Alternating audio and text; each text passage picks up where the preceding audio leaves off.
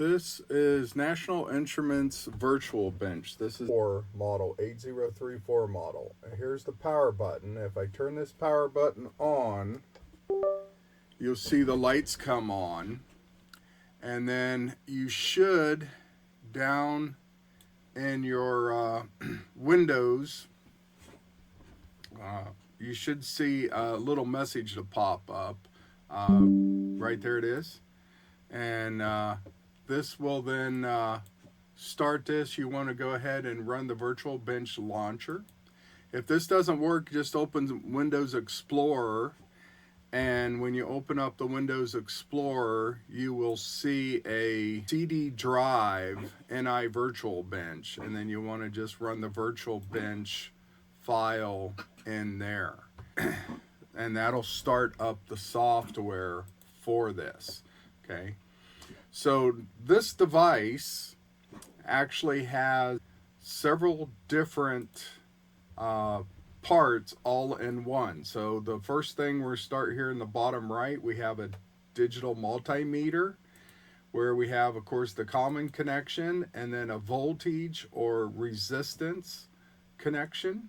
And then you can measure current using this connection for up to 100 milliamperes or a full 10 amperes. So very, very similar to virtually any other digital multimeter. You have your standard connection for voltage. Well, you always have your common, and then you have your voltage.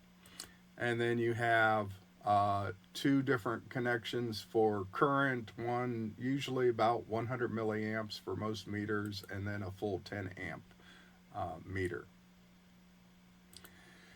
You also have a function generator here. So this far right is the trigger for syncing or external activating of the function generator.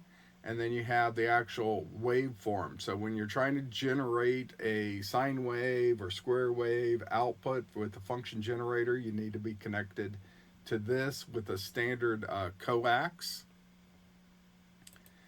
And then you have 4-channel oscilloscope. Now, the default oscilloscopes usually only have 2 channels, but this one actually gives us a full 4 channels. Plus, you can do various different math combinations of those signals. It also has a built-in logic and analyzer and built-in digital I/O.